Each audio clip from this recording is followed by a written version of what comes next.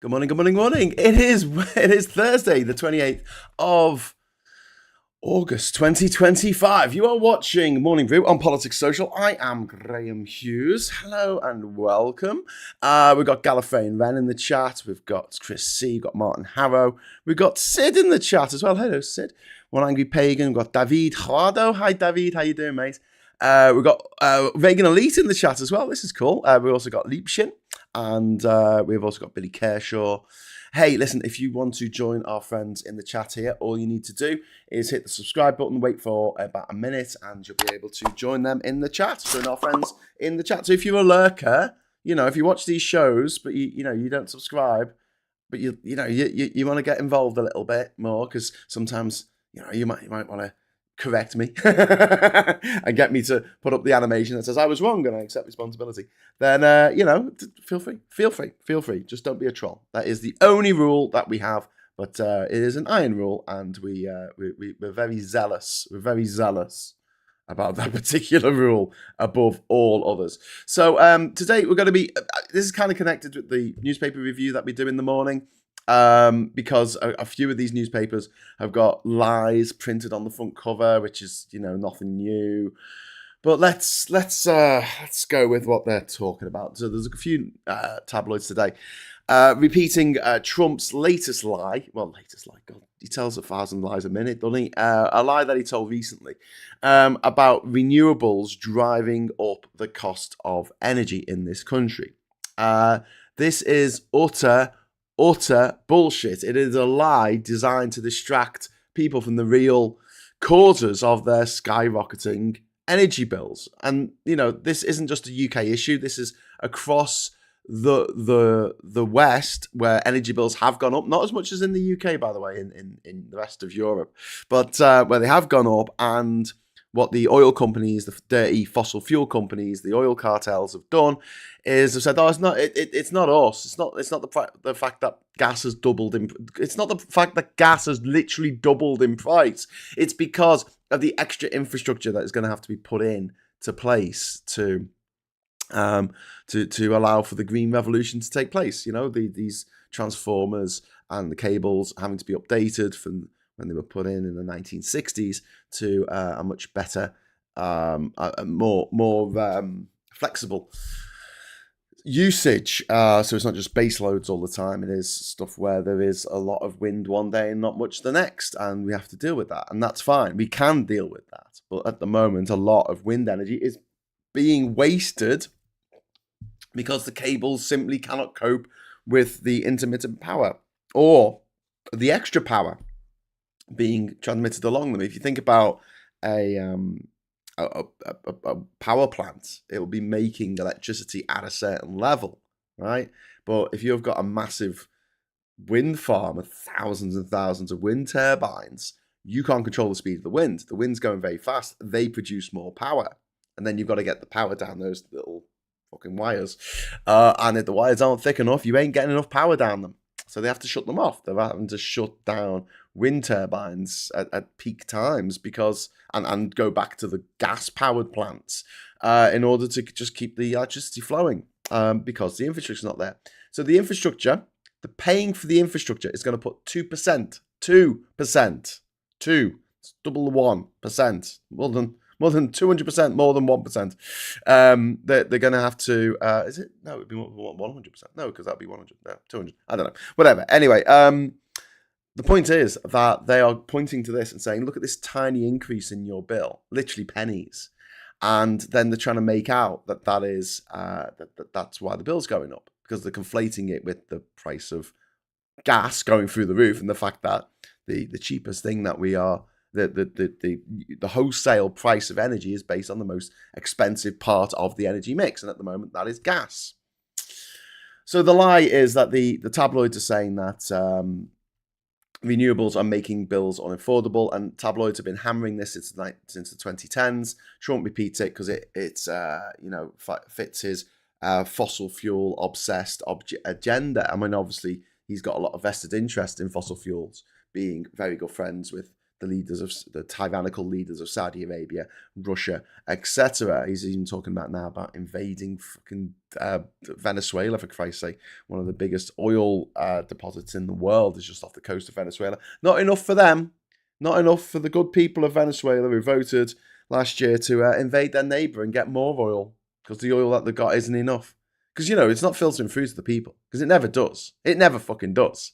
The people in Venezuela are living in shit at the moment. So many of the population, I think it's a quarter of the population's fucked off to other countries and are sending money back to Venezuela because the place is so badly run by Maduro, who's a fucking idiot. Nicolas Maduro. I don't want to say he's worse than Chavez, Hugo Chavez, but he's very much as Chavez's lieutenant. But right-wing politicians in the UK, especially Kemi Badenoch and the refuckers of refuck, are using it to justify this rolling back net zero, saying, oh no, we can't afford net zero. And we absolutely, in fact, I'll go so far as it's not a case of not being able to afford net zero. We can't afford not to do net zero, because the damage caused by continuing to burn fossil fuels from around the world is going to be way more. It's going to cost way more to fix all the shit that's going to get damaged in the future than to fix the problem now and make it so we are 100% renewable, or at least green energy. And so, fossil fuels, especially gas, are what drives these sky-high prices for our energy bills. I don't know how these tabloids can get away with just lying to their readers. I mean, their readers aren't the brightest people, I suppose, but how they can get away with it it just blows my mind. The wholesale costs account for over half the rise in bills since 2021. And the green levies, the maximum about 6%. And network cost maximum 20%. So you look at it, gas, which is like doubled the cost of your bills, and then everything else is a bit smaller than that. And we do need to update the grid. And we would have to do that anyway, because it's an aging grid. It's 60 years old in most places. It needs replacing. Wires don't last forever. They corrode, the birds land on them and shit on them. I don't know. Fucking things fall apart. Entropy. But then you got green levies, which are about 6%, right? Network costs around 20%, and gas is 3 times more expensive now. 3 times more expensive. So that's 300% more expensive now than it was before the Ukraine war. And then we've got the fact that this the marginal cost system, which sets the most expensive source as the price for all electricity. And the most expensive source is fossil fuels, is filthy, dirty, disgusting, toxic, noxious fossil fuels that will kill you if you breathe them in. It will kill you if you drink them. It will kill you if you, it's like, imagine if we were getting energy from, I don't know, the wind, and you go out and the wind kills you. Well, that's what we're doing with fossil fuels. It's like this thing that drives the energy here, it literally kills us. Jesus Christ. But the most expensive source, which is gas, sets the price for all electricity. So even when wind and solar are cheap, they get dragged up to match the gas price. And the gas sets the price in the UK for 98% of the time. 98% of the time, compared with just 24% in Germany and 7% in France, which has got a lot of nuclear power stations in France. France has the electricity costs are steadier, their bills are lower, and the nuclear dominates that marginal price. So they know what it's going to be. They know what the prices are going to be tomorrow. We don't. And those prices, and here's the thing, volatility, right? Gas prices spike with geopolitics, right? So Russia's war in Ukraine, OPEC decisions that we have no say over at all, LNG supply crunches, that volatility is passed direct to our household bills, right?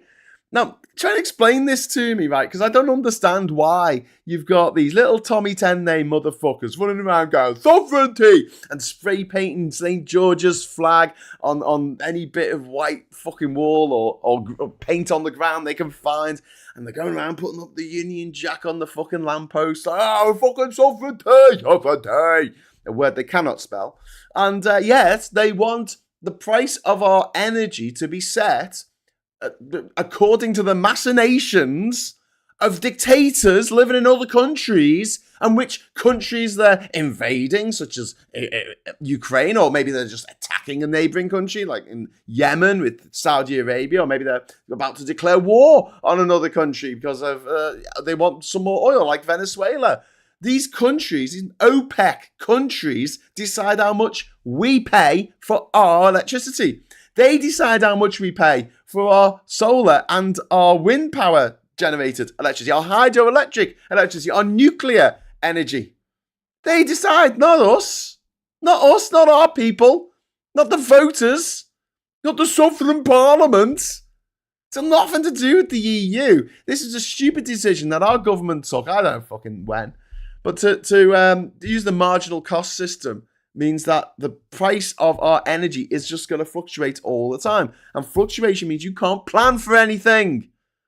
One of the reasons why Brexit was so damaging, and then the way that the government went about trying to Brexit and declaring Article 50 without having any plan in place because they were a bunch of fucking dickheads. One of the reasons it was so damaging was because of all the uncertainty it caused. And the cost of that was people didn't want to invest. British people didn't want to invest in anything because they didn't know how much things were going to cost in a couple of years' time.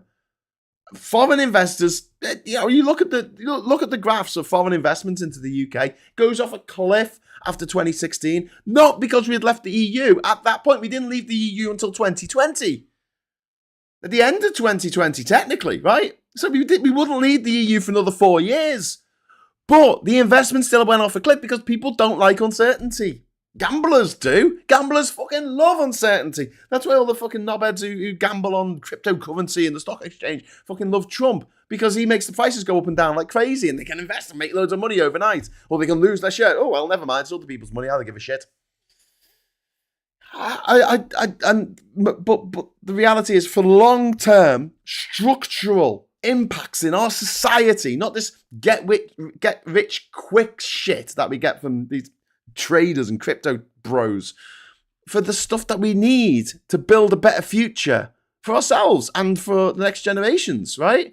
That we need to have certainty. We need to know how much the fucking lecky's going to cost in 5 years' time when Putin decides to invade another fucking country and there's another band of sanctions put on it. Or maybe Saudi Arabia decides that it didn't like the way that the Winter Games it's holding this year. Jesus wept. Turned out, and they're like, okay, we're going to turn off the taps and make the prices go through the roof for the oil. So you've got Russia controlling the gas price, you've got Saudi controlling the fucking oil prices, or OPEC controlling the oil price. A cartel. They even use the word cartel, which I just associate with gangsters, you know? I associate it with the Medellin cartel in Colombia, you know, Pablo Escobar and all that, just the Cali cartel. Medellin cartel. Say it right, Graham.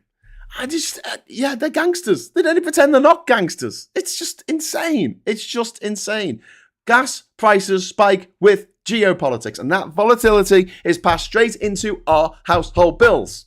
Okay, so two things we need to do. One, uncouple the price of our unit of energy from gas. That is it. Straight away. Stop it. It's fucking crazy, right? And then the other thing that we need to do is we need to invest in infrastructure. And yes, that will cost a bit more on our bills, but it won't double them.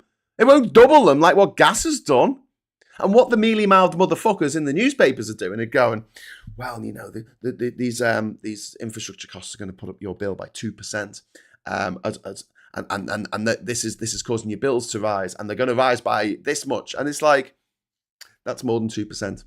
The amount that you've said that the bill's going to rise by, it's more than 2%, and that rise is caused by the volatility of fucking gas and the expense of pumping shit out of the ground, you know, a couple of kilometers under the fucking surface of the sea. You're pumping that shit up, and then you've got to get that shit into a shit wagon on the sea, and that shit wagon on the sea's got to float across to Britain, and then we've got to fucking ferment it, don't we? And got to brew it into the correct forms of fucking oil and plastic and paraffin and tarmac. And then once we've boiled it, once we've fucked it all, we go, okay, we'll put it onto another big fucking wagon of shit, and we'll pump that shit into a shit fucking station near you. And then you can put that shit in your car. Fucking foreign fucking slime. Put it in your car. Yeah, great. Or we take it, if it's not going in your car, if it's going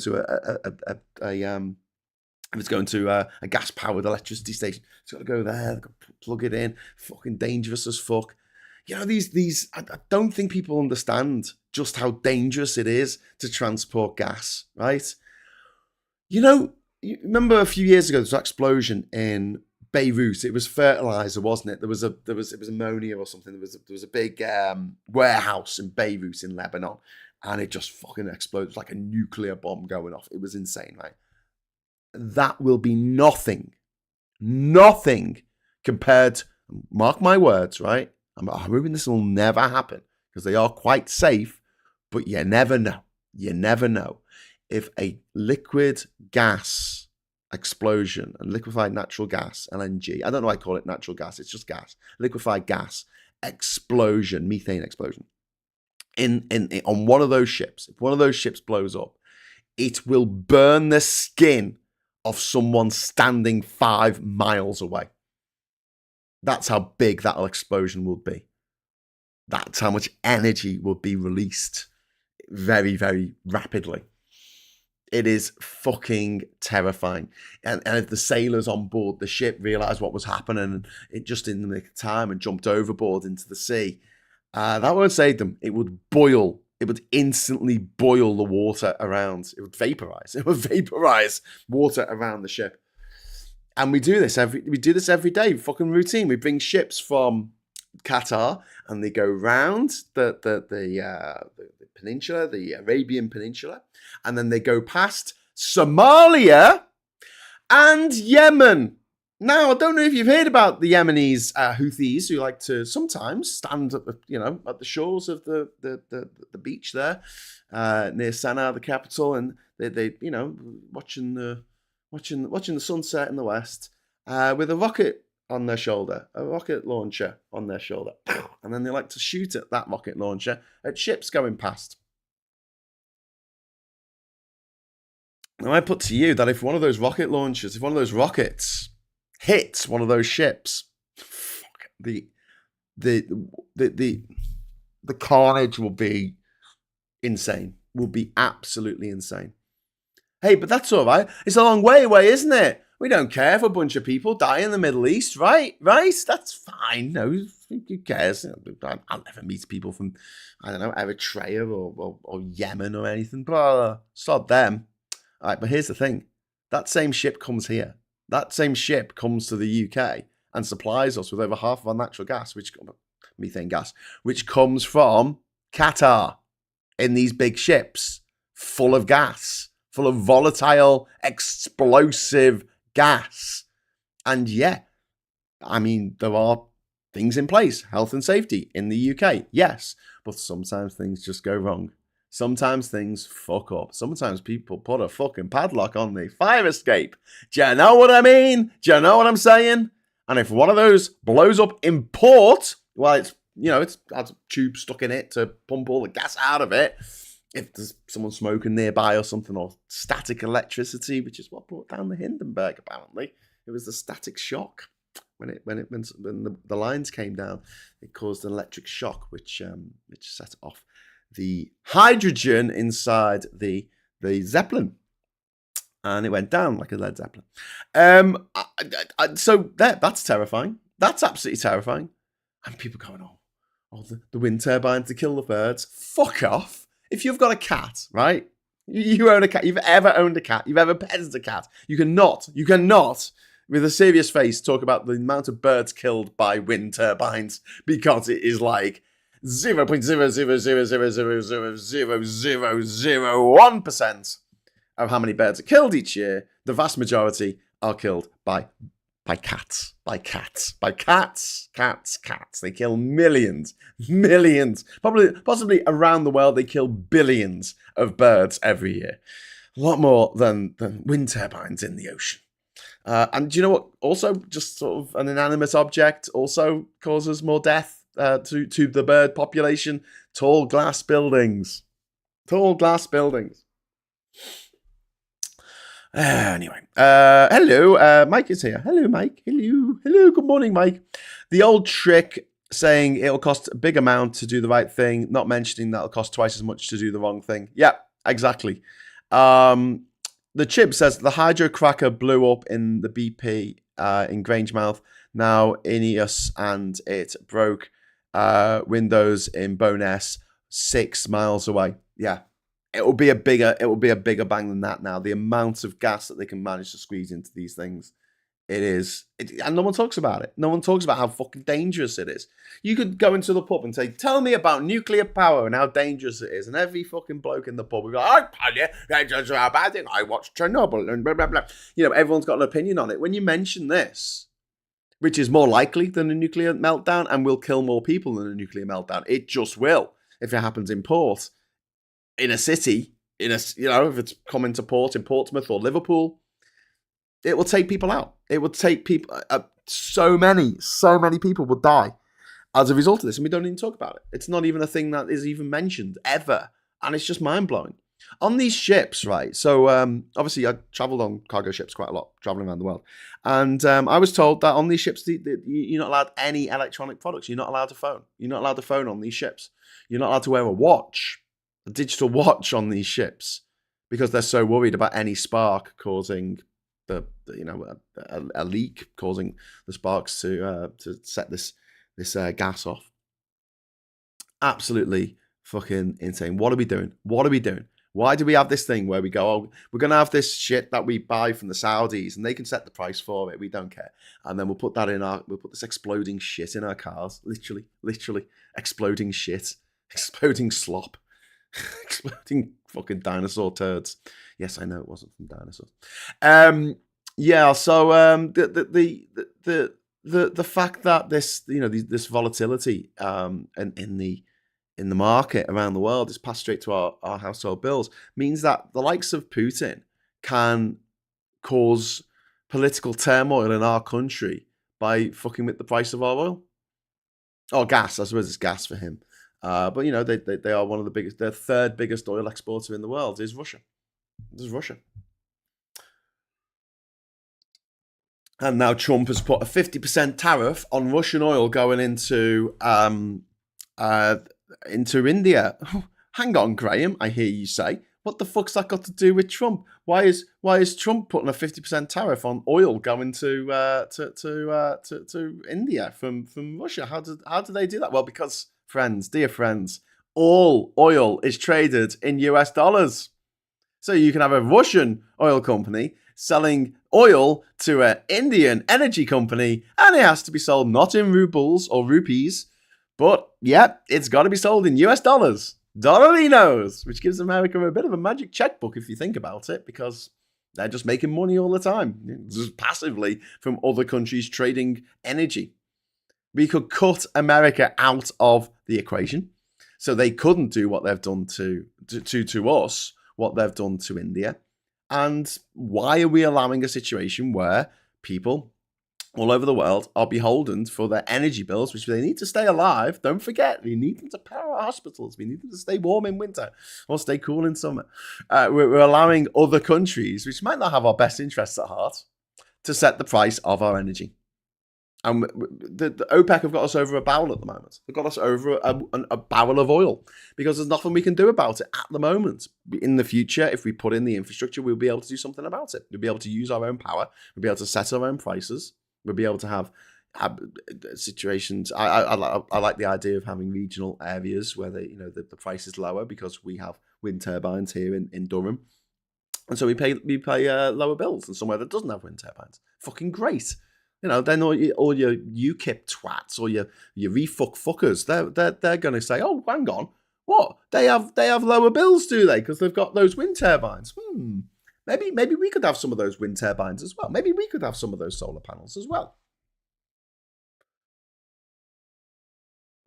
And let's talk about what renewables actually do. They offer lower costs, like offshore wind and solar are now cheaper to build and run than gas plants, nuclear plants, oil plants, fucking anything else, even hydroelectric plants. Like, they are cheaper. They are cheaper.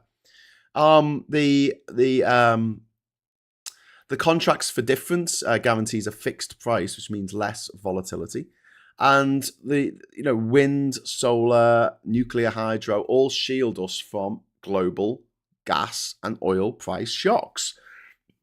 Every unit of renewable energy reduces reliance on foreign, filthy, slime, fossil fuel imports, right?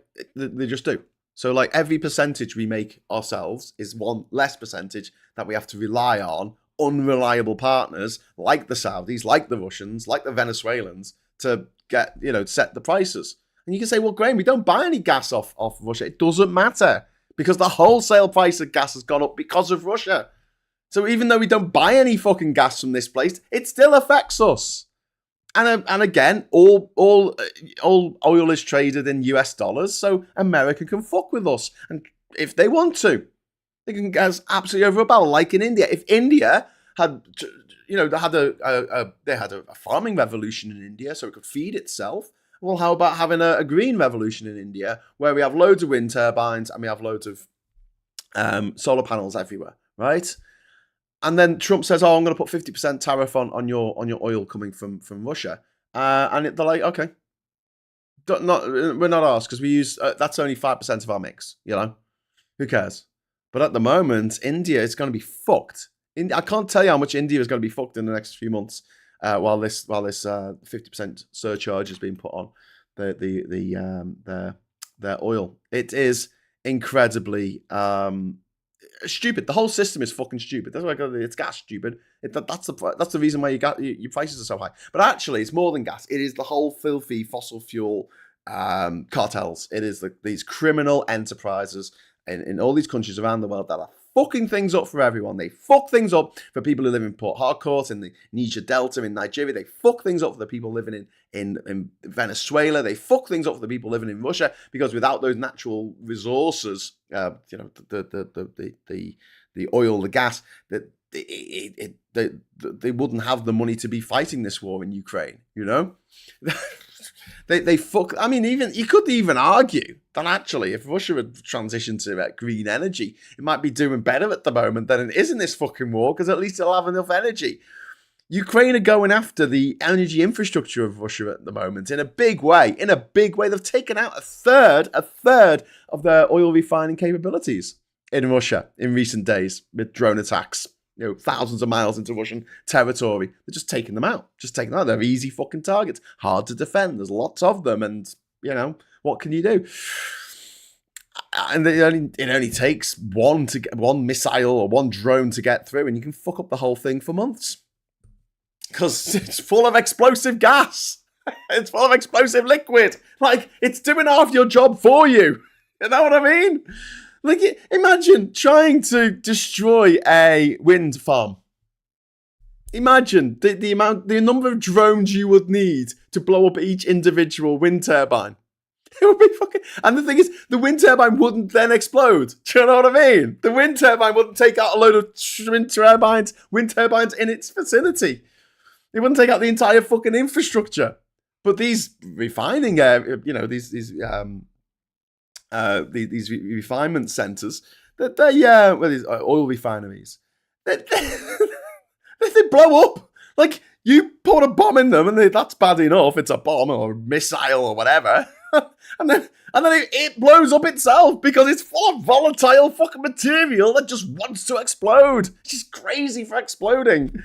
It's just like, what are you doing? And then we can talk about the damage that the dependence on fossil fuels is doing to the countries that produce fossil fuels. Go and try and buy a can of Coke in Angola. It's about $10 fucking. It's insane. Where people are living in poverty. And I can talk to you all day about the damage, the environmental damage locally, and the oil leaks in the Niger Delta. I could talk to you about when we have these major oil spills, oil slicks, because of the amount of oil that's being transported. I could talk about the fact that 50% of all cargo traffic on the oceans is fossil fuels moving about. If we didn't use fossil fuels, we would cut the amount of pollutants coming from the shipping industry in half. In half. But then there's climate change, which is actually fucking happening. We just had the worst summer on record for forest fires in Europe. Forest fires, they're covering since records began in 2005, because before then they didn't bother keeping records because forest fires were so fucking rare. But now wildfires all over Europe, multiple countries: Italy, Spain, Portugal, France, Greece. Over an area of over half the size of Wales has burned. Half the size of Wales has burned this summer alone because of fossil fuels. Because these fucking dirty bastard criminal enterprise, slimy fucking foreign slime purveyors who want to just make us drink the fucking oil. Drink it, eat the coal, eat it, inhale that fucking toxic fucking natural gas. Go on. Oh yeah, you love that, don't you? Oh, I don't want to have this anyway. Shut the fuck up. Drink that, eat that. Yeah, inhale that till the day you fucking die. And then we'll start on your kids. If you tolerate this, your children will be next. And meanwhile, the dirty bastards who run our fucking tabloid industry are all like, well, you know, I went to school with several of these oil executives, so I'll say whatever they want me to say. Got those dirty bastards in the Tory party, the dirty bastards in the refuck party. I mean, you know, the refuck fucking. There's a word I'd like to use, but I'm not going to because it's not very politically correct. But fucking hell, those people. They're not sending their best, are they?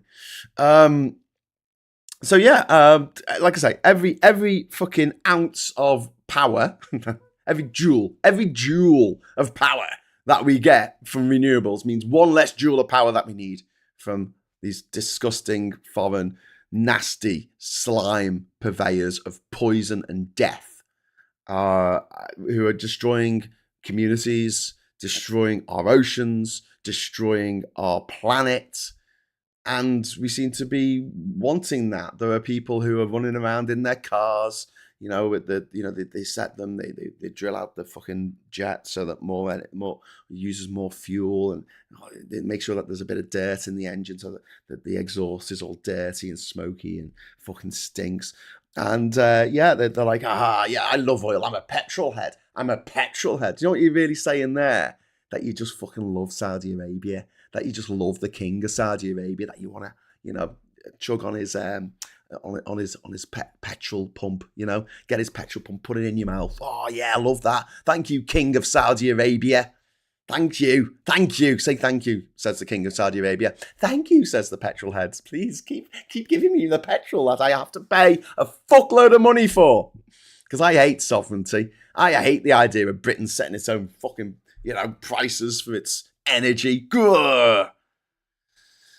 Mate. And then, you know, renewables have already cut UK foreign fuel dependence from 65% in 2014 to under 50% in 2024, which is huge. But, you know, that hasn't been made up because we haven't felt the benefit of that, because the wholesale price of gas is ridiculously high, and that's what we have to pay for some reason. And then, you know, countries with higher renewable shares have lower bills than the UK. That's just the fact. That is just the fact. But, you know, politicians and the media push the fucking lie, don't they? They blame green crap, they call it now. Governments and fossil fuel lobbyists deflect from the real culprits, the gas cartels, underinvestment, broken markets, and the tabloid agenda of the Mail, the Sun, the fucking Telegraph. They frame net zero as being expensive to rile up its readers. And as Ernie just said, like, it's more expensive to not fix this problem, you know? A stitch in time, my friend. A stitch in time saves 9. Oh, thank you very much to Ms. Paula Thomas for the first super chat of the morning. Hello, how you doing? I remember the Buntsfield oil storage facility explosion in Hemel Hempstead in 2005. My dad and I were convinced my sister's house next door collapsed. The explosion was over 5 miles away. Jesus Christ. Isn't that mad? Isn't that absolutely mad? And thanks to One Angry Pagan for dealing with any trolls. Do we have a troll? Did we have a troll, One Angry Pagan? Okay, well, I'll just little message for you. Bye, idiot troll. Do. You can watch but you can't comment anymore. You're a bit like a eunuch at an orgy. Fucking useless. Right, so we'll move on. Back to what I was talking about. Oh yeah, the Scunthorpe steel crisis was blamed on net zero, although you know steel is exempt from green levies. So like it was just business. It was business that was causing problems, and Brexit more than anything for business in this country and investment in this country is problematic because of Brexit, because we're no longer a member of the single market, because there isn't the certainty that we had in the past. Because we can be hit by Trump's tariffs from one day to the next. We don't know what's going to be happening. I mean, Trump lies about wind turbines, killing birds, killing whales. He said they kill whales and drive up bills. It's cultural war propaganda, Fossil fuel interests bankroll politics. That's what they do every fucking day. This is why you go to the Labour Party conference and there'll be a big fucking hydrogen bust there. Fuck off hydrogen. Now, there's a few people watching this who still think that hydrogen is the be-all and end-all. It's fucking not. It's not. I'm sorry. I don't want to fall out over this, but it's really not. It's a fucking lie. You're being lied to, okay? I'm not going to lie to you about this. I have no vested interest in getting you to think that hydrogen is just around the corner, which it's not, and that it will be a safe way of transporting fuel to people's homes. Like, are you mad? Like, it is the smallest element. It's the smallest element. It gets through metal. It gets through anything. You think it's hard to plug up a pipe that's leaking water, right? Think about all the leaky water pipes in this country, right? And that's water. That's relatively easy to contain. Hydrogen is an absolute bitch to contain. It goes through rubber. It goes through plastic. It goes through everything. It will just get through. It will just get through. And it wants to react with everything. It doesn't want to be lonely. It's like everything it can grab hold of. It goes, I want to be part of you. I want to be part of you. Trying to stop it from reacting and joining up with other atoms to form molecules. That is half the fucking battle. And you've got to bloody put the temperature down to nearly absolute zero, okay? Nearly absolute zero. It's over minus 200 degrees Celsius that you have to lower the temperature to in order to get it into a state, a liquid state that allows you to transport it at a reasonable, in a reasonable size, because otherwise you'll need a fucking Zeppelin to fill up a car, a household car. Like, the whole thing is nonsense. It is absolute bollocks, and it's being pushed by the oil industry because 95% of hydrogen is created by burning fossil fuels, by burning filthy, dirty fossil fuels. There is nothing green about hydrogen. There is nothing revolutionary. It is a shit substitute for what we have now. Okay, it's worse than what we have now.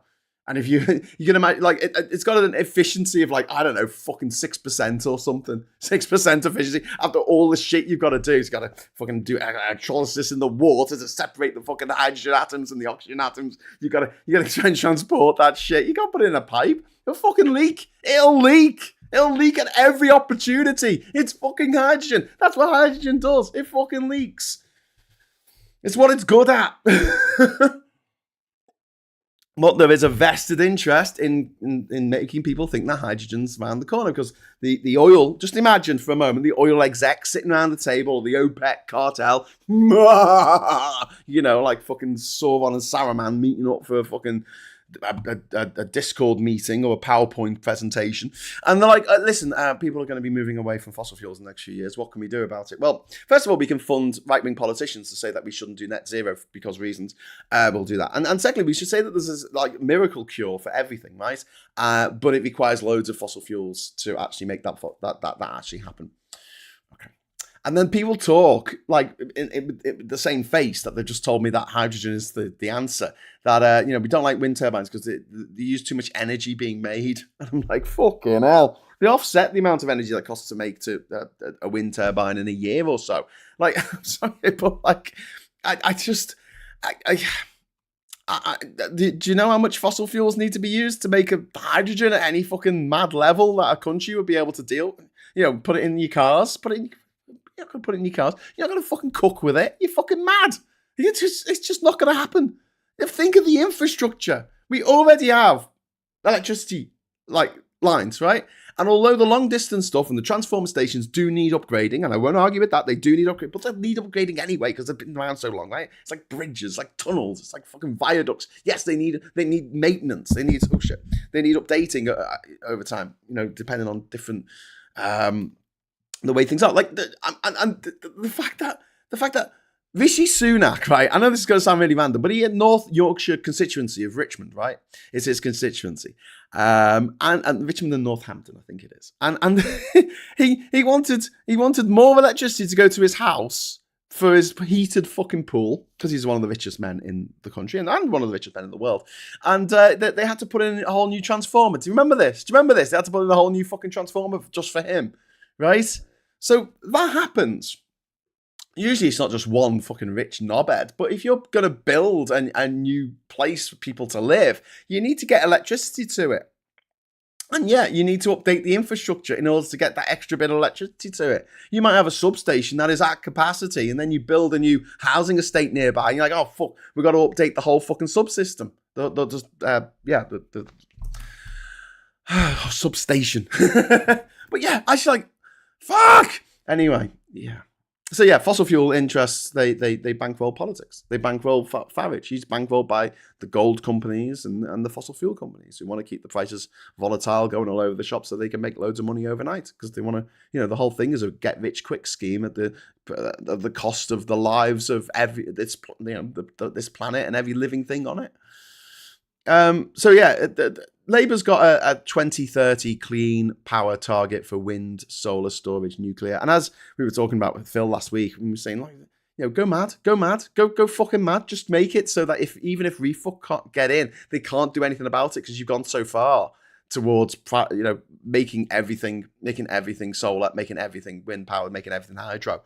And then, like, what are they going to do? Are they going to try and bring back refineries that you've shut down? It'll cost an absolute fortune. They wouldn't have the money to do it. We need to reform the market. Before I talk about that, each year of delay means billions wasted by British people on gas imports from dodgy ass countries halfway around the fucking world who wouldn't shit on us if we were on fucking fire unless they could shit fire. Like, these people are just the people who live in these countries are fairly nice. I met them. I met some of them. They were lovely. But the governments, the people running it, the oil oligarchs, the oil barons are fuckers. They're absolute fuckers. They don't give a shit about you. They don't give a shit about me. They don't give a shit about our energy bills or our children's fucking asthma. They don't give a fuck. They just want money. They just want money, and more fucking money. And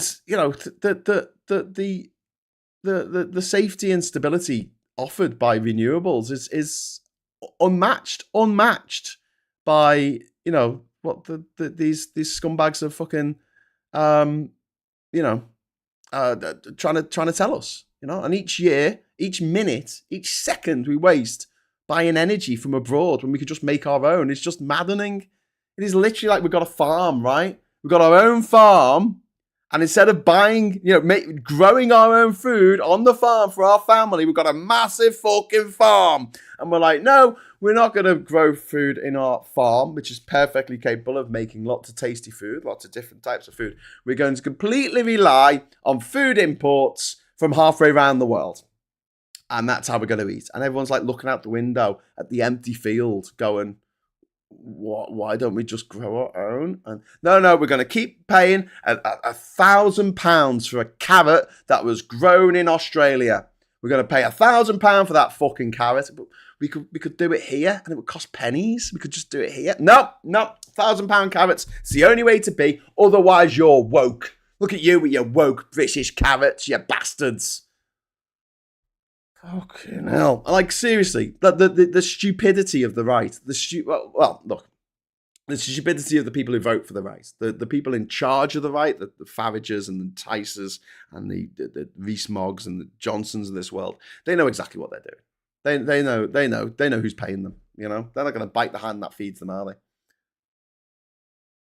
No, they're going to lick it. They've got this filthy hand covered in oil and grime. It's got like coal dust under its nails and stuff like that, and they're licking. They're licking the hand, licking the dirty fossil fuel hand. Lick it. Lick the glove. Lick the glove. Each like I say, every moment of delay means billions wasted. on gas imports.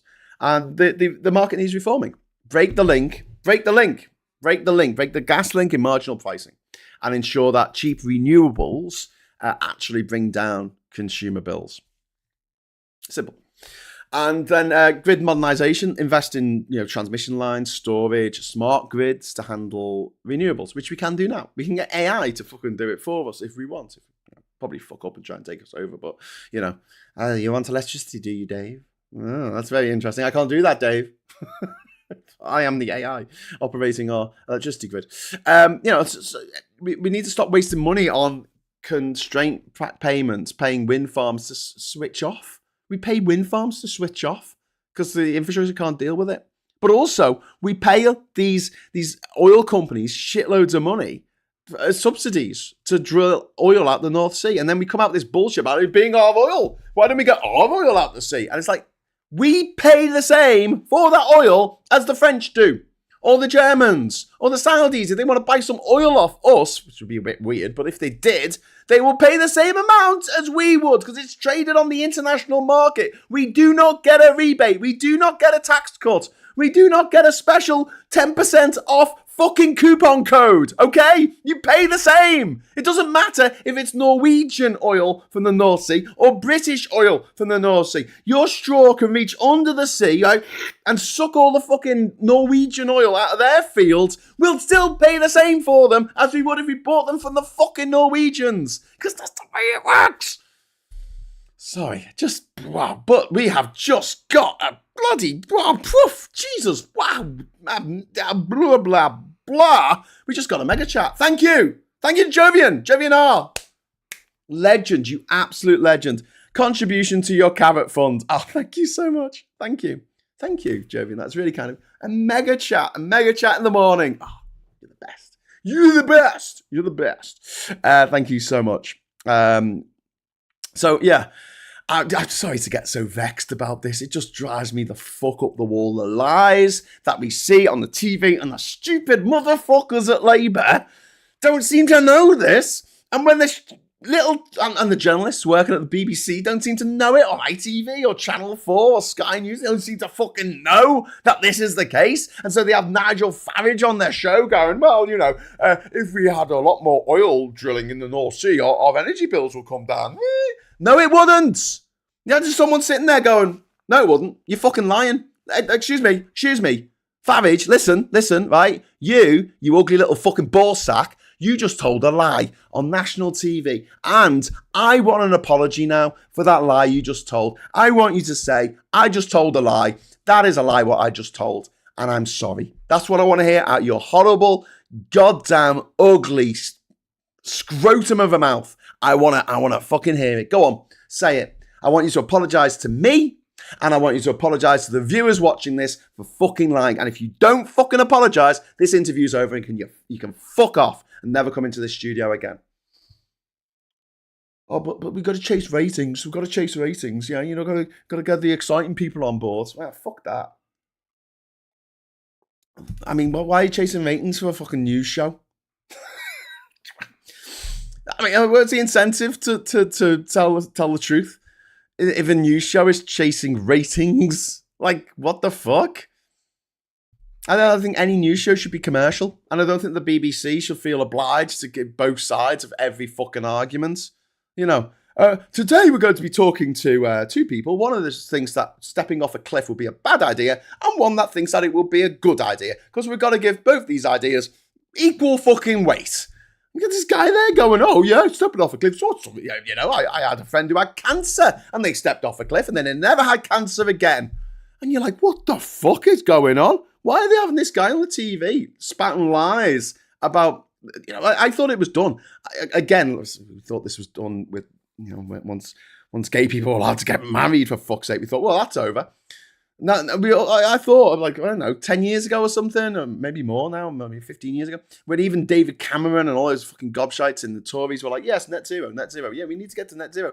They were on board. It was settled science, It was settled science. It's like, we don't have to spend all day arguing about the laws of fucking, the thermodynamics. It's settled. It's fine, I mean, there might be some places out in the universe in the middle of a fucking black hole where they don't apply, but generally speaking, for everyday purposes, the laws of thermodynamics, they fucking work, right?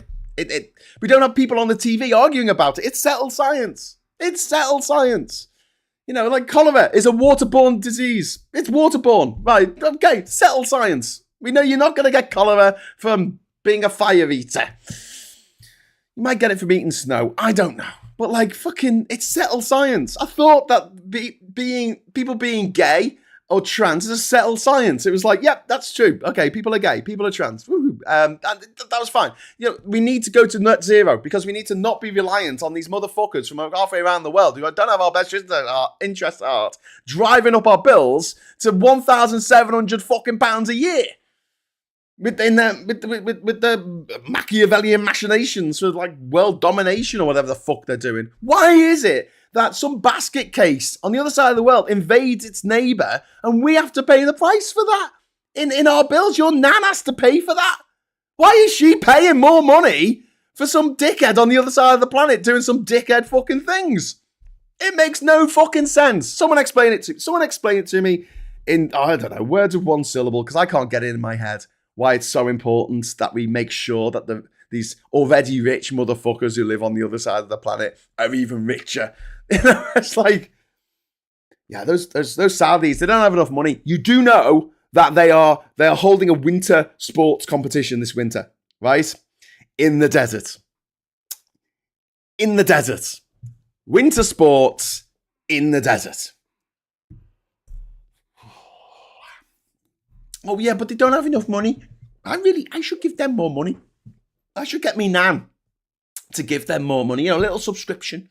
You know, like Netflix or Disney Plus, little subscription to the Saudis to make sure that they can have their tyrannical fucking games in the desert where, you know, if a woman shows a little bit of eyebrow, she gets stoned to death. Yeah, if a journalist writes things that they don't like, they literally fucking dismember him. Yeah, great. Give them money. Subscribe to that service. Yeah, please keep going, Saudi. You're doing great. We give money to fucking Russia.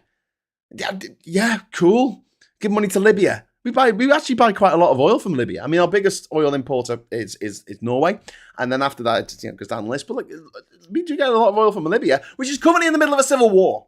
A civil war. The country's split in two, and it's just like, oh no, it's fine. It's fine. We'll just sign up for a subscription. £20 a month, Libya. Keep fighting.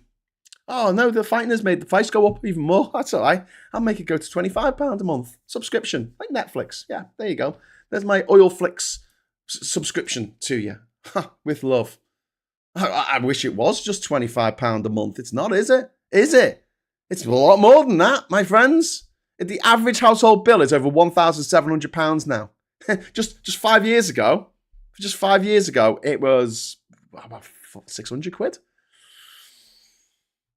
It's almost trebled because of Trump and Putin and Erdogan and fucking, I don't know, fucking Maduro and Venezuela, because instability in the Middle East. You know, it's like, should we tie our ship to the most unstable fucking waters imaginable? Yeah, let's do that. Let's do that.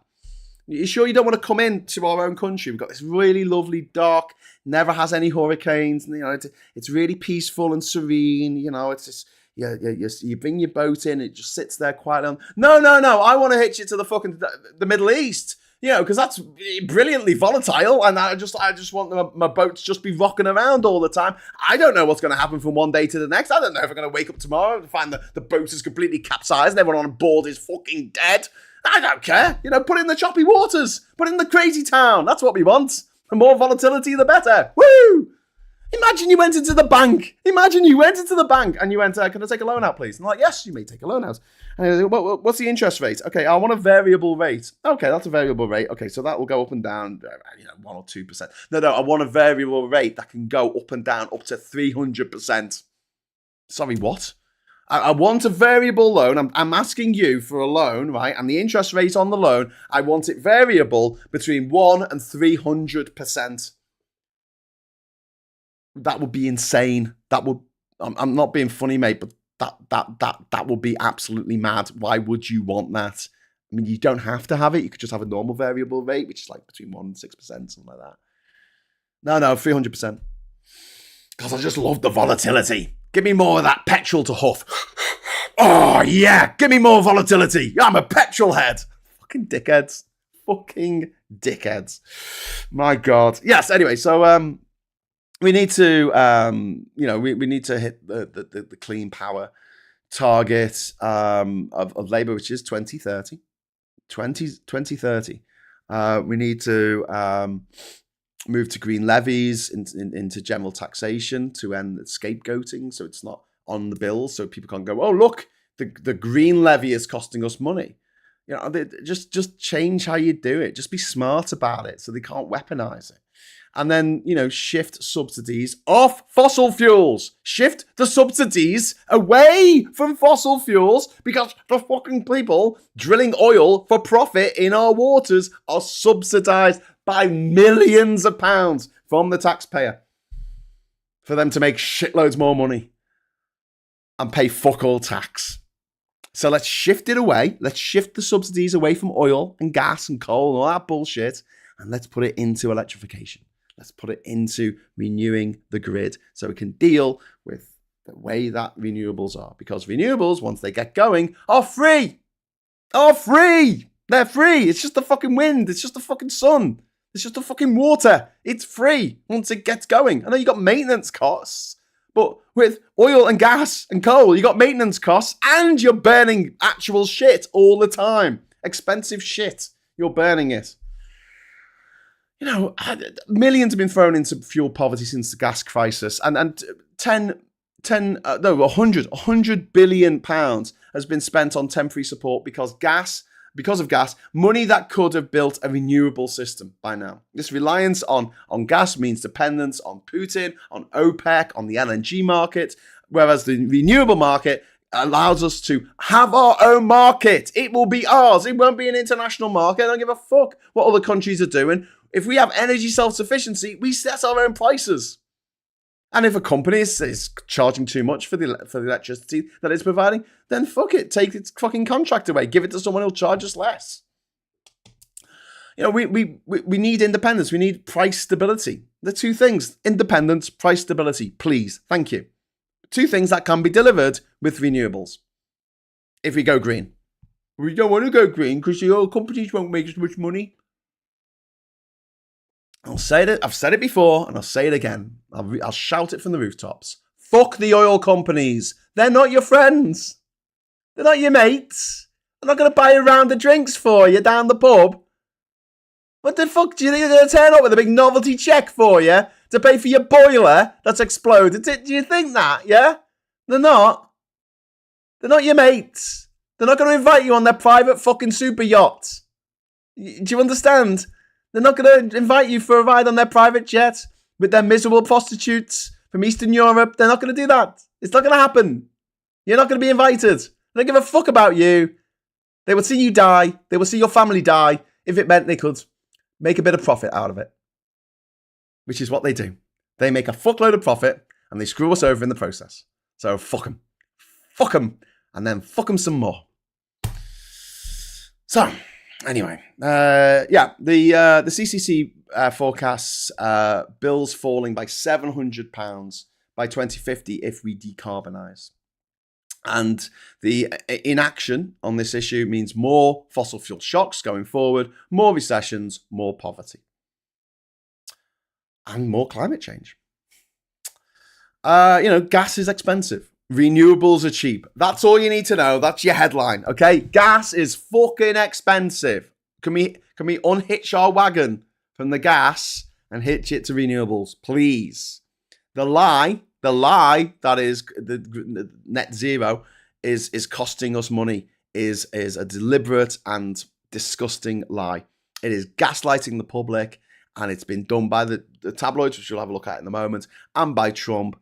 And look, a faster transition to clean energy means cheaper bills, energy security, energy sovereignty, and no more riding on the fucking disgusting, dirty, dangerous fossil fuel roller coaster. Wake up. Jesus Christ. It's like there's a cartoon that came out in 2009 during the Copenhagen COP summit. And it was a guy at the front of the room, and he had this chart up, and it said cleaner air, and cheaper bills. It had cleaner water. It had less asthma, less respiratory diseases. Energy self-sufficiency. Big long list of things. And then there's a guy at the back, and he's whispering to someone else. But what if it's a hoax and we make a better world for no reason? Yeah. Anyway, so myth versus reality. So renewables are driving up energy prices. This is a myth. The reality is fossil fuels, especially gas, are the main driver of higher bills. Wholesale gas costs account for more than half the price hike since 2021. The myth, the green levies are a huge burden on households. The reality is green levies make around 6% of the increase in bills. Gas alone is responsible for over 50%. If we scrapped net zero targets, business bills would fall. The reality is sticking with gas keeps us exposed to volatile global markets and dictators like Putin. Putin, don't want to be hitched to Putin's fucking crazy clown cart. All right. Renewables stabilize prices and reduce import costs because there's a cost to everything moving around. You move things, it costs more. Britain pays the myth that Britain pays more because of its renewables than other countries. The reality is that Britain pays more because gas sets our price 98% of the time. In France, it's 7%, to reiterate. The myth that renewables are unreliable and add to cost. Renewables are the cheapest new power sources. Contracts for difference lock in the fixed, stable prices. It's gas volatility that destabilizes the system. Gas volatility, the price of gas, which can change when some fucking basket case decides to invade its neighbor, something that we have no control over. And then this myth that fossil fuels are the affordable option. The reality is that the UK spent over £100 billion propping up households during the gas crisis. That money could have been used to build major infrastructure changes in the UK to allow for the green energy revolution. It's a lie. Every fucking word that those lizards, those slugs like Nigel Farage and Tice and all those gobshites going on about net zero being a con. It's a lie. They're just lying to you. They're lying to your mum and dad. They're lying to your kids. They're lying to your nephews, your nieces. They're lying to fucking everyone. Because that's what they do. That's what Farage does. He's a fucking walking meat bag lie machine. He is a machine that just lies all the time. And we saw this yesterday when he gave his speech, and he just lied and lied and lied again. He said he was going to get rid of 600,000. What was it? 600,000 people. 600,000. There's not 600,000 asylum seekers. They were seeking asylum. Yeah, what's going to do? Round people up because of the wrong color. It's what's happening in America, mate. It's what's happening in America. They're rounding up Americans in America who are the wrong color. So, if you're not a massive racist, don't vote for those fuckers. Okay, let's have a look at the papers that have been going on about. So the Daily Star leads with Trump saying, I love Taylor. So he's had a change of heart since she got married. Since she got engaged. So just to explain, he put it in all caps last year, like a normal person, what a normal person would do when running for a high office. He wrote in all caps, I hate Taylor Swift, ! Imagine if Keir Starmer did that. Or Macron. It'd just be so weird, wouldn't it? Wouldn't it? Imagine Biden had done it. Biden, you all right, mate? But like Trump, it's just normal, isn't it? Trump is just fucking Tuesday. OAPs pay price for switch to wind farms. Here you go. Some of these fucking toxic lies from the Express, which is only really read by OAPs, because no one under the age of 50 reads newspapers. Labour was accused of waging a new war on the elderly. A new war on the elderly with its green agenda blamed for soaring energy bills. Let's have a look at what it says here. Gas and electricity prices will go up by 2% for millions of households under the latest cap revealed by Ofgem. The regulator said the rise would help meet the cost of wind farms. As part of that, as like 2% of your 2%, the real rise in your bills has been caused by gas, where it's gone up it's tripled. It's fucking tripled, and that's because of fossil fuels and wars around the world that we have no control over. But there you go. That's the Express lying to its stupid fucking readers, and we move on. We get the news from the iPaper here. I'm sorry, I've got to. It's one of those things where the actual picture for it is quite small. So we'll just read it in this mode. Hang on. With the two papers. So we've got the iPaper on the left there. New Brexit energy tax set to hit UK on the 1st of January and blow to Reeves' trade hopes. This is a EU levy on energy poses threat to British businesses, jobs and economic growth amid fears that exporters could be left facing a bill of up to 800 million in carbon tax payments. So let's just reiterate what we're seeing in these two papers. So in the Express, it's saying, oh, these renewables are costing us money, right, on our bills, right? And now we've got the iPaper saying Brexit is costing us money on our bills, and the fact that the EU are bringing in a levy on fossil fuels. Now, if we just had renewables, these wouldn't be news stories, because the infrastructure would already be there, and our prices wouldn't be going up because there was no way that the EU could put a levy on energy coming into this country, because, you know, nothing to do with us. We're making our own energy. Thank you very much. Yeah. Anyway, so and then we got a Mirror saying, "Don't believe a word he says." Flip flop Farage, refuck leader backtracks on deportation plans within a day. Yeah, he said he's not going to deport children now or something. And immigrant policy in shreds as MPs blast his empty promises. So there he is, looking very, very ugly, as he often does, because he's fucking disgusting. Let's get this frog. Let's get this frog over his face. Go on, put that over his fucking face. There you go. Sorry, you can't read the text now. Oh well, I'll read it to you. Nigel Farage's immigration plans were last night in tatters after he U-turned on sending women with kids back home. A day after the refuck UK boss said he would deport all illegal immigrants. He admitted kicking out mums and children is not part of our plan for the next 5 years. Fucking arsehole. Go and piss off, you ugly bastard. God, he's so ugly. God, he's got a face like he's fallen out the ugly tree and hit every fucking branch on the way down. For some reason, we have two images here from the Times, which is, you know, because, I don't know, it's not my website. We've got the Times here. We've got Taylor. I'm worried about the $1 million ring. That's okay, from Caitlin Moran.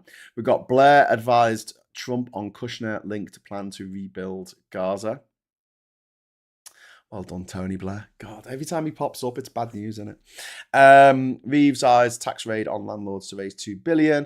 And there's another shooting in America. Another one. There was a mass shooting in America. People sitting in pews were killed with pews because that's what America does. It just kills people every day with fucking guns. You know how many kids got killed with guns in the UK last year in school? None. You know how many got killed in church? None. Yeah, the number of actual gun deaths in this country is measured in you could count them on fingers. Like, there's just hardly anyone, because there's very few guns. There's very, very few guns, and the punishment for having a gun is very strict. So, you know, even if you are going to go out and cause havoc, you're less likely to use a gun, because, you know, you'll get into more trouble if you get caught with a gun than if you get caught with a knife or some other implement of terror, like a fucking samurai sword or something. I'm sorry that samurai swords are now implements of terror, but they kind of are, because of just the way society has gone, because drugs are illegal. So, you know, you got to defend your territory, don't you?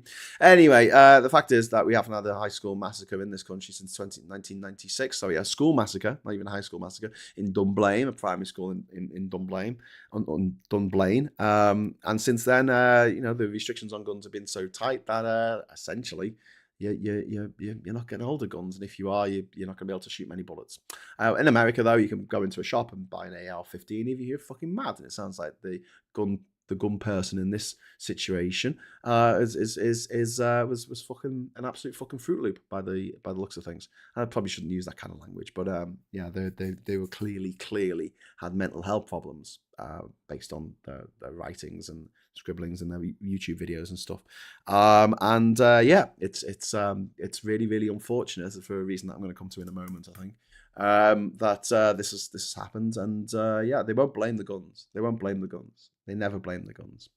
And then we've got this really interesting story here from Octopus, right? They're making a point. So this is the way the Times, this is the way the Murdoch press reports this story. So Octopus Energy has said that it's costing an absolute fortune for these wind farms to be turned off when they can't get the amount of electricity through the pipes, through the electricity pipes, the cables.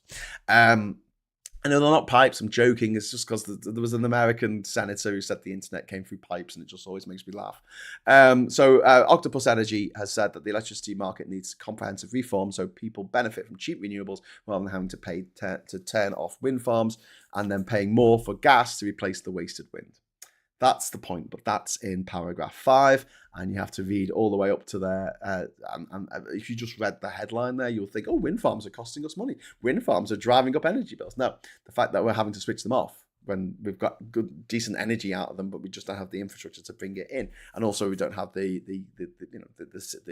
electricity market. The way it's run in this country is fucking bonkers. We need to change it. We need to decouple from gas, which is another point that they're making here in this article. So this is actually a press statement that's been made by Octopus Energy saying we need to be more renewable, and they have twisted it into, oh, wind farms are a problem. Because this is what This is what the Murdoch press does. I'm sure he's paid well for his, his shitogen. Here we have 1/3 of wounded in Gaza are children, which it doesn't surprise me, and it's fucking horrific what's happening there. We've got Tilda Swinton on the red carpet of a film festival. We've got ChatGPT, which apparently encouraged a boy's suicide, which doesn't surprise me. I've got no reason to think that wasn't what happened, because these AI programs are fucking mad. I mean, they can be useful in certain ways, but they're unregulated at the moment. And if you want my opinion on what the internet, what social media, and what AI needs more than anything else right now, it's fucking regulation. And we don't have any. It's like the Wild West. You can just do what you like. You just do what you like and hope you don't get sued. And if you do get sued, oh well, never mind. These companies, they never go under. They never, they can kill as many people as they like. They'll never actually go to court, or they might go to court, might get found guilty, but no one's going to go to jail. No one's going to have to pay a particularly big fine or anything. They'll just be let off. Daylight M, hello, member for 6 months. Should talk about storage. Should we be talking about storage of energy? I mean, yeah, we can do. I mean, what I think the best solution would be to what's happening around to the energy crisis that we're facing, right? Which is that our bills are like through the roof, right? I would like to see subsidies for solar panels. I think solar panels, I was talking about like it costing $2,000 to put on the roof. I think maybe it should be free. And basically you see it as a loan, right? But it's paid off by the energy created by those solar panels being put back into the grid over 10, 15 years, whatever, 20 years, the lifespan of those. So when your solar panels are putting more money into the grid, that money doesn't go to you. That money goes to the government to pay back the loan that you took out to have the solar panels. So you're not, and then when you sell the house, that's just what the next house owner takes on. But you don't have to pay out your pocket. This is the extra energy coming out of these solar panels that gets put back into the grid. And then we could go and look into, if you get solar panels, you generally get a battery as well. You get a solar controller, goes into the batteries, charges up the batteries, and then you have a converter that just converts it from DC energy to AC energy. And those batteries can be fed into the grid as well. So if you imagine a few million households, each with a decent battery, when the neighbors across the road need some more electricity, it can be moved across. I mean, I know it's not that simple, but you'd have that storage in everyone's house. It's like, I was watching a video about rubber the other day, because I like watching videos about rubber, and they were saying there's so many tires that have been made, so many rubber tires that have been made, it could stretch from Earth to the moon and back 6.5 times. I was like, fucking hell. So you think about you have like one plant that has to do a lot of stuff. The democratization of energy could be a real game changer, and people having solar panels on the roofs of their own homes, having a battery in their own home, which can be tapped into by the national grid if and when it's needed. But yeah, there needs to be incentives. There needs to be insanely good incentives for everyone to start getting solar panels on their roofs. And it'll be cheaper than giving fucking subsidies to fucking foreign fossil fuel companies. Gah. Anyway, so yes, back to the papers. Fertility rates at record lows after falling again. And the fertility rate for England and Wales has fallen to a record low. I'm not surprised. I don't have kids, and I don't see why we should be forced to have kids. And it's not something that a lot of people want to do because they're just about surviving now, and kids are dead expensive. So what do you expect? I mean, if you want people to have kids, give us more money. Oi, Farage, hello, millionaires, dickheads, billionaires. Elon Musk, you want us to have more kids, do you, Elon Musk? Okay, I'll tell you what, give us some more of your money. Stop hoarding it like fucking Smog, you disgusting Safa bastard. Give us some money. Give us some money and we'll do what you want, all right? There was a scheme somewhere I was reading on the BBC today about they dealt with homeless people by giving them money. And I was like, well, there you go. Just give us money. Give us money and we'll do it. I'm not going to give us money. I'm not going to bring a child into this world that I cannot afford. End of. But I don't really care. Like, I honestly couldn't give a toss about the population of the world declining. Good. There's too many people on the planet anyway. So, I don't want a war. I don't want people to kill each other. But like, if you have fewer children, then great. If the population of the world goes down to 5 billion, fucking awesome. Bring it down, make places livable, make places habitable again. And then we've got this disgusting story in the Mail. Wind farm hikes your energy bill. So again, they're lying. And then they have to point out that the shooter in the church in America was a trans person, was a trans woman called Robin Westman. And of course, that's what they're focusing on. And I know people watching this are trans, and it's just I have this conversation with friends of mine who are, who have different ethnic backgrounds and things. And whenever something horrible happens, they just think, oh God, don't be trans, don't be black, don't be Muslim. Oh God, don't, oh Jesus Christ. Because that's what the tabloids are going to jump on more than anything else. So that's 2 batches of fucking disgustingness from the Daily Mail today. Wind farms hike your energy bill, which is just a straight up lie, as we discussed in the first hour of the show. And then they concentrate on this shooter, not the fact that they are, like I said, serious mental health problems, but that they are a trans woman. Of course they do. So we'll go to the Tory graph now. Marriage spells trouble for Taylor's career, if you say so. We've got Kate Blanchett there, going on the red carpet at the Venice Film Festival. We've got weight loss jabs to be pulled ahead of price surge. There's a pause on King Kong of treatment costs set to reach up to £330 per shot in Britain. And that's because of Trump. That is because of Trump. Trump has put the price up of these weight loss drugs, which can save people's lives and have helped friends of mine, and the NHS is just not going to be able to afford it. There's a 170% price rise. So again, it's going to be one of those things that the rich will be able to afford. Your Elon Musks will be able to afford their Maduro or their weight loss jabs, whereas the rest of us won't. The Nigel Farages of the world will be able to afford it. His children will be able to afford it, like they can live and work anywhere in Europe. It doesn't affect them. Every time something happens, and it does actually affect the rich in some way, like, I don't know, transition to net zero, meaning they make a little bit less money out of their share portfolios in the oil companies, or maybe they have to wear a mask when they go to the supermarket and they lose their fucking minds. Have you noticed how rich people lose their fucking minds, that they have to do the same thing as the rest of us, like lower orders, the rest of us hoi polloi? Yeah, they have to do the same things as us. They have to abide by the same rules and regulations and social norms and laws as the rest of us. They have to pay the same amount of tax as the rest of us. Fuck that. I'm not paying the same amount of tax as that person. They have to pay 40% of their income in tax. I'm not doing that. 4% if you're lucky. I'm rich. I don't have to do these laws. I don't have to follow these rules. I'm rich. One rule for me, one rule for everyone else. And a lot of rich people think that way. A lot of rich people think that way. We've also got... this, again, talking about Tony Blair. Blair at White House to advise Trump on Gaza peace deal. So Tony Blair, the former British Prime Minister, briefed Donald Trump on ideas for rebuilding Gaza at a White House meeting yesterday. I hope it didn't include a fucking casino and a titty bar with dancing jihadists with beards. Very strange AI video that Trump put out earlier this year. Ryanair staff cash in oversized bags. Ryanair is to increase by 2/3 the bonus it pays staff who identify oversized bags. You fuckers.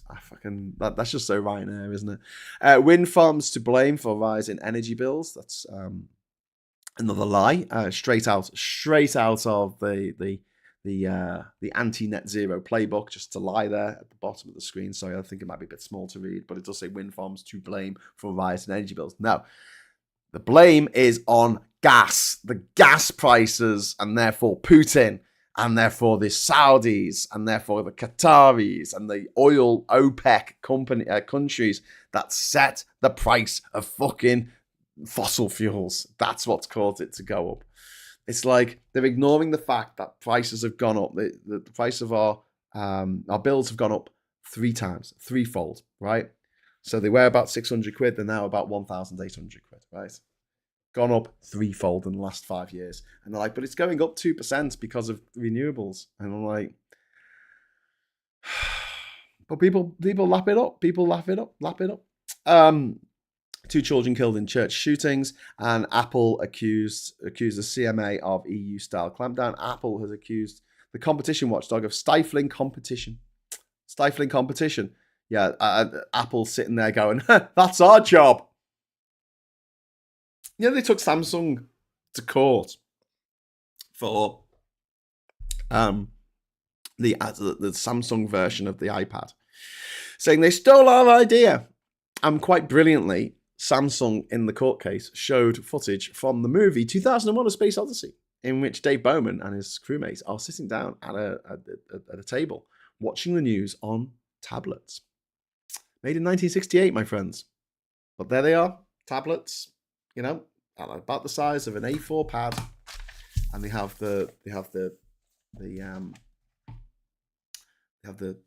news on the like a video on the pad. Very clever, very clever. Sat by a lovely lady yesterday, says Mr. Tisk, on a plane who happens to be an influential economist. After all she said about the UK economy has got me shirtless, sorry, to be fair. Yeah, I mean, yeah, coming from the monopoly that is Apple. Yeah, stifling competition, says the monopoly that is Apple. I mean, it's just mind-blowing, isn't it? The king putting wind power farms on his land with no rent, making it cheaper. Yes, indeed. But I mean, it shouldn't really be his land, but yeah. Switch from Maduro to European alternatives, Ozempic and Wegovy. Oh, so Ozempic is European. Oh, cool. Okay, well, let's not use the American shit then. Chris says, my hot water tank was made in the 1980s, as was the immersion heater, and has a capacity of 80 litres for a 1-bed flat. Blue Badger, I have 4 kids. One has a heart condition and possible difficulties. The other 3 are brilliant school students and extremely smart. My wife can't work as she's disabled. She can do mumhood brilliantly. Oh, that's really nice. Thanks for that. Blue Badger for sharing. And, hope for all the best for you and yours. Grim Fandango says, the only thing I can say about Apple is they are the main opposing force against the Online Safety Act. Yeah. So go over to the FT now. The sensible paper, one thinks. Trump's Fed attack is reckless and dangerous. It says at the top of the screen here. Oh, God, go away. There you go. Reckless and dangerous. How software left the old car makers behind. I mean, the software in VWs is bloody awful. It's just so bad. But I don't believe it's any better on Teslas. I think that you've got to press the screen in 17 different locations as you're driving to turn the fucking heater on in a Tesla as well. Snow-covered mountains rise above the harbour, and homesteads of Tasilig, Greenland's 7th largest town at the height of summer. So Danes fear US covert action. This is a crazy story. Denmark has denounced report covert influence operations in Greenland by American citizens with alleged link to President Donald Trump. They've sent over Americans to Greenland to foment opposition and to make lists of people who might be a problem. Does anyone like just going, what the fuck here? No, do you know anyone who voted for Trump? Can you ask them what the fuck they're doing? Making lists of people in Greenland who might be a problem to America annexing Greenland. Do they still think they're the good guys? Are they in the trenches with wearing the fucking, the little skull on their insignia on their caps? Hey, hands, that skull thing. Are we the baddies? Are we the baddies? Yeah, I think you are, Trump voters. I think you are the baddies. China pushes to triple high-end chip output as AI race with US intensifies. 3 plants to open in next year. NVIDIA export ban spurs action. DeepSeek bid to set standards. So there you go. Triple high-end chip output, which is going to... I mean, this is a trade war. This is a chip war. We had the ice cream wars, didn't we? We had the fish wars with Iceland. We lost. This is the war of Jenkins' ear. No, it's the war of AI. Wait, chips. The chip war. Fish and chips. Fish and chips. Oh, that'd be a good name for a fucking, the future of Britain. Fish and chips. Fish as in fish, and then chips as in computer chips. But basically, Trump is trying to stop China getting hold of NVIDIA chips, certain NVIDIA chips that are not allowed to be sold to China, to stop them getting too far ahead in technology stakes. And China are going, okay, we'll just make our own. And China control a lot of the rare earth materials that are needed to make the chips in the first place. So that kind of maybe possibly backfired. Of course, it's the FT, so it wouldn't be complete without an advert for a hideous watch.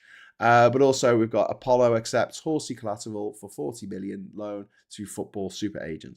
Apollo Global Management has lost millions of pounds secured against assets, including racehorse and stables, to a company owned by football super agent Kia Joorabenshen, as the private capital group continues to push into European sport. Sorry if I pronounced his name or her name wrong. Kia, that's a girl's name, isn't it? So there you go. That's your rundown for the Financial Times. I mean, we finished on the Metro for some reason. We've got an advert there for the War of the Roses, which is now called the Roses. I don't know why they didn't call it the War of the Roses. Much better title, which has got 4 stars across the board, so it means it's okay. I wouldn't necessarily pull those stars up there if I didn't get 5, but whatever. Labour's approval rating crashes from hero to kilo. Only 20% would vote for PM's party year after election win, says poll, as Farage's refuck takes 8-point lead. Only 20% said they will vote for the Labour Party, and Keir is on a family break at the moment, which I don't think he should be on. We don't get breaks. Why should he? Anyway, the wars of fish and chips, future history subjects in class. I watched a documentary on the black market trade in GPUs in China. That's graphic processing units, isn't it? Like a CPU, but a GPU. L says, my piggy has mild eye issues so far, giving him eye drops. Normally wriggles. Aw, little piggy. Fish and chips. Fish and chips. Oh, that's very good. I like that. Grimfang. The future, fish and chips. So nuclear fishing and chips. Chris C says, Xbox Live has asked me to verify my age if I want to use the chat function. I don't think so. I only use it for Minecraft. To be honest with you, like I said, I mentioned this before, but I wouldn't have done the age verification the way that they have done it, because I don't believe that people should have to hand over their personal data to porn sites. Or game sites, which are probably just owned by the same people who'd run the porn sites, aren't they? 14 years of the Tories, got nothing to do with it. Well, indeed. Probably because people go in expecting a historical drama, not whatever it is. What's this? What's this historical drama? David Mitchell went to private school. Robert Webb didn't, says Colin Baker. Yeah, I think Kate Blanchett went to private school in Australia, didn't she? And Tilda Swinton, she went to private school. So yeah, just everyone who gets to make movies. Everyone who gets to make movies. And we're going to end today on some, I want to say sad news. But maybe I shouldn't. But basically, there's a guy in Liverpool who was colloquially known as Purple Aki. His real name was Akinwale Akabiki, and he was a uh, he was a little bit of an urban legend in Liverpool when I was growing up. I didn't think he was real. And if you didn't, Martin will know all about this, but like no one else in the chat will know what the fuck I'm talking about. But basically, he was this big black bodybuilder guy who was apparently uh, uh, 7 foot tall and became notorious for touching people's muscles. Okay. He became an urban myth. I did not think he was real. I grew up in Liverpool. I thought he was just a myth made up to scare children. Don't forget, Clive Barker grew up in Liverpool. I actually went to school with Clive Barker's nephew. But Clive Barker grew up in Liverpool and he based Candyman on a boogeyman when he was a kid who would attack young boys when they went to use a public toilet. And he based Candyman a bit on that, like the urban legend. And Aki was, for us in Liverpool, very much an urban myth. And no, turns out he was real. Turns out he was real.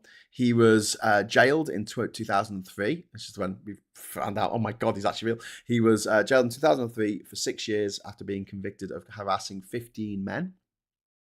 He was then, he had an ASBO put on him, which said explicitly that he was not allowed to touch people's muscles. Because what he used to do, he used to hang out outside gyms. And when someone came out of the gym, he would want to compare muscles with them. And then he would feel the muscles of the people that he was he was a very strange guy, but very intimidating because he was very tall and a big, big guy. And there was a BBC documentary about him. Just like this is a kind of moment. There's a documentary called Aki, the Man Who Touches Muscles or something. However, I've got to be a little bit sensitive about this because he's died. He passed away yesterday. And the reason why his name was Purple Aki is, I would say, I don't even say possibly racist, is a bit racist. It's quite racist, actually. The idea that his skin looked purple. And that's why he got that nickname.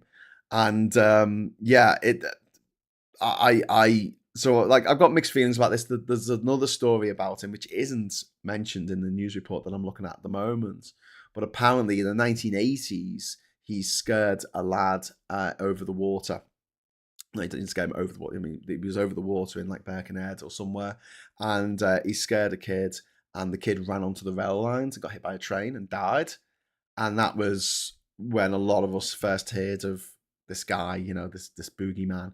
I don't think he ever was taken to task for that. I don't think he ever went to court, but he might have done, but I think he got away with it.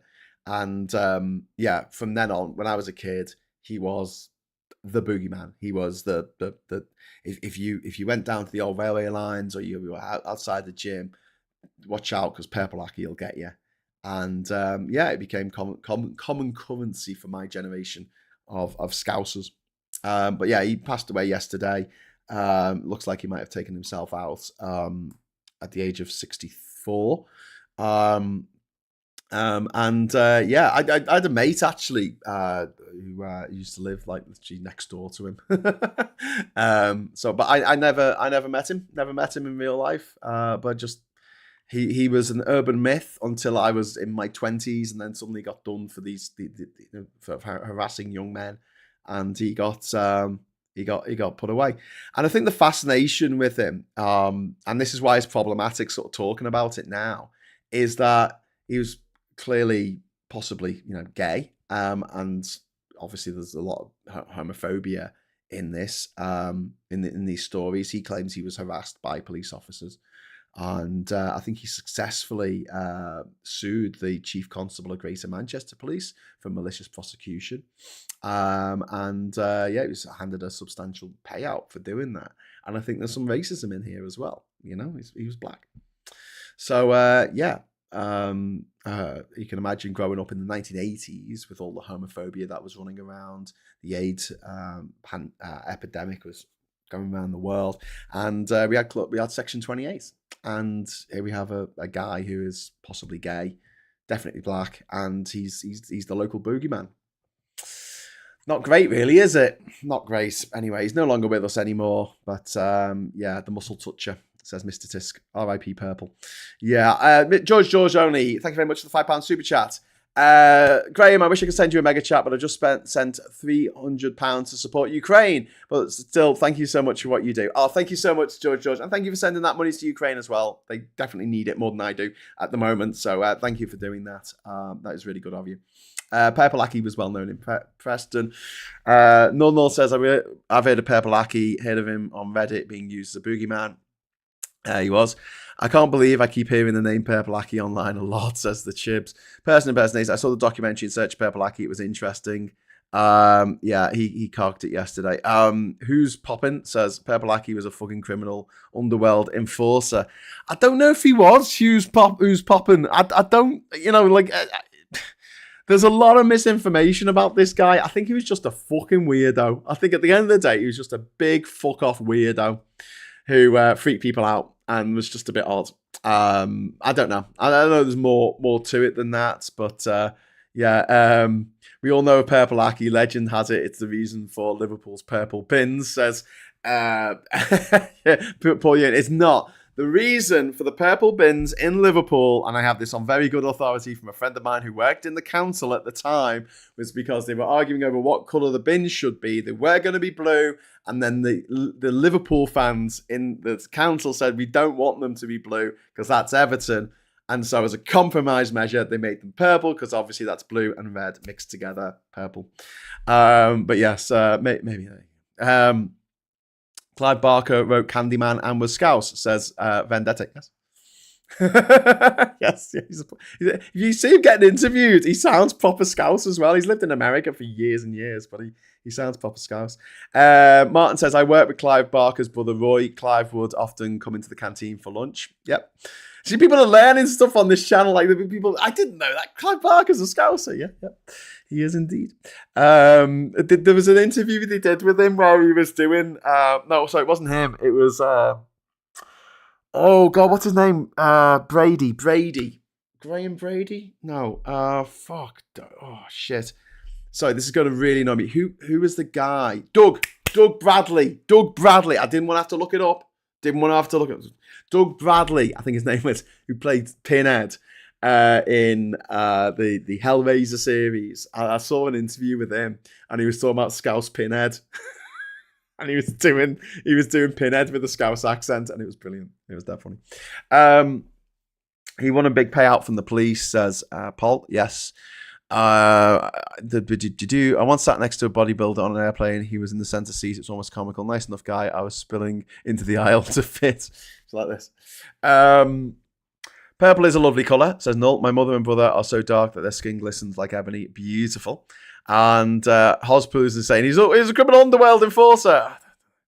I don't know. The Pert was not an enforcer. Who would employ him? He was a bit weird. Why would you enforce him? Pete's Music says L. It's a thing. Often L. It's a thing. Also cream eggs, etc. Personally, I'm none too fond, but it's really popular here. No myth. A friend of a friend. Well, I will say a friend of a friend. So there was a guy who was in jail with Aki when he was in jail in the mid 2000s. Who was in the cell next door to Aki. So he's got a few stories to tell. But I mean, yeah. And Vendetta, I've seen Clive interview I've seen Clive Barker in an interview. Don't remember any Scouseness. He is a Scouser. Maybe he doesn't sound as Scouse as he used to. I saw an interview with him ages ago, and he just sounded Scouse. L says, peace. I can imagine two tastes responses. It's either totally gross or totally lush. Lush. Love that word. Pinhead is my favourite horror character, says Martin Howard. Yes. The Hellbound Heart was the name of the book that Hellraiser was based on. And I think they remade it recently. I haven't seen the remake, but as a horror film idea, I think it's fucking brilliant. Like, just the idea that I don't want to spoil this for anyone who's not seen this film, that's over 40 years old or whatever, but essentially, in Hellraiser, there is a woman who has an affair with this guy who dies, and then she brings him back from hell by putting him in the attic, and he's like this horrible fucked up creature thing, and she feeds this guy her husband so he can come back to life. It's so fucked up. It's really good. Talking of things that are really good, before I go, I do want to mention Weapons, which I went to see last night, and it's fucking brilliant. It's really fun. It is a really good original horror film. It's not a remake of a horror film that came out in the 80s. It's a mystery horror, I'll call it. It does have some pretty grim bits in, so if you're a bit squeamish, maybe don't go and see it. But if you like your horror films, I really enjoyed it. I thought it was a lot of fun. It's quite funny. There were some very funny parts in it. And yeah, I just thought it was great. I just really, really cool film. I don't want to tell you anything about it, except what's on the poster and what tells you in the first few seconds of the film is that at 2:17 a.m. one night, all the children save one in Miss Gandhi's class, elementary school class, just woke up and ran out of their house. And nobody knows why. And all these children are missing, and everyone's accusing each other of stealing the children and all this kind of stuff. It's like paranoia, and it's just boss. It is just really fun. It's really fun. Grim Fang. So like Little Shop of Horror, but without the green. Mother Lover from Outer Space. Yes. I've never put that connection together before. Little Shop of Hellraisers. Final Destination concept is the best in my view. I swear things move about getting them into position to harm me later. Yeah, if you want to get mad paranoid, Final Destination. Whenever anyone who's seen Final Destination 2 is driving down the road, and you see a truck with trees like on tree trunks on the truck. You will think of Final Destination 2, but like I give them a bit of a wide berth. I saw the making of Final Destination 2 because there's a big crash on the motorway, on the freeway, I guess, in America, and they have these big, massive logs that fall off and they crash into people's cars. And they did the test of because they wanted these logs to bounce, and they dropped this massive log, and it just basically hits the ground, and no matter how fast they're going or what direction, it just hits the ground and stays on the ground. They wanted these logs to bounce, so the logs that they used in the actual film were made of rubber. Like super bouncy logs, so it wouldn't happen in real life, but like the log bounces off the ground and drives into the car. That wouldn't happen in real life because those logs, unless there was someone transporting logs made of rubber. But why would you do that? I don't know. Weapons is great, says Nick. It's just so much fun. It's so much fun. Martin says, I watched Alien Earth last night, really good, but Wendy looks scarily like my ex of 20 years ago. Ooh, you lucky bastard, Martin. She's great. She was in Pistol, the show, the film about the TV show about the Sex Pistols. She played the lead singer of the Pretenders, whose name escapes me for unknown reasons. I saw Pretenders a couple of years ago at Glastonbury. They were a fucking boss. Christy Hine. Hang on a sec. I've got to look this up now because otherwise it'll annoy me too much. I love being able to find things out straight away. Chrissy Hind. Chrissy Hind. Yeah, that's it. Yeah, Chrissy. She played Chrissy Hind. She was really good. Also, missing Graham's Country Journeys program. Only up to D's so far, says Andrew Ray. Yeah, we're still up to D's. I might get back to that at some point. Or I might do something a little bit different. My friends. You never know. Got some ideas. But I was on the radio this morning. Did anyone catch me on the radio? On Hits Radio. 90s Hits Radio. Talking about my travels around the world. That was funny. That was fun. So at 8:30, if anyone wants to go back and listen to it. But if you can't be asked, because you don't care, then, I won't hold it against you. So yeah, I'm going to leave it at that. I'm going to be back tomorrow morning at 9 a.m. for Morning Brew. We're also going to have the agenda with Phil, and we're also going to have the Friday Night Social. Which might be my last social for a couple of weeks. So please join us. Join us for that. Might be doing something later today. So please, if you haven't subscribed to the channel, please subscribe to the channel and hit the bell notification icon. And if you do that, you will be informed when we do a show later today. Me and Mike Dix are working on something, and we might have a little go at seeing how we get on. So we'll let you know. We will let you know. But otherwise, definitely tomorrow morning, 9 a.m. Oh, Ivan, thank you very much for the £10 super chat. Just before, just under the line. Do others think off-gen should be gotten rid of? I know that, and they anyways, to justify hiking the energy cap, but they really don't care about everyday people with their energy bills. I don't think it should be gotten rid of. I think it should be reformed. But also, I think that the national grid should be nationalised. I mean, the whole energy infrastructure, I'd like to see it nationalised. I'd like to see nationalised energy, nationalised Great British Power, and we still need, I guess, a regulatory body for it. But I want to see much more of that, and that would drive prices down so much because you're paying for someone else's super yacht. Every time you turn on a fucking light in your house, you are paying for someone else's super yacht in the money that you have to pay for that. It's fucking ridiculous. Colin says the local eccentric in Sutton, Surrey is the Wizard Man. The Wizard Man. Is that the guy who took the chip out of his Oyster card and put it on the end of his magic wand and would go through the barriers at the underground station dressed as a wizard, and he'll tap on the thing with his magic wand, which had the chip from his Oyster card tied to the end of it, or sellotape to the end of it, and the gates would open, tap it, and the gates would open.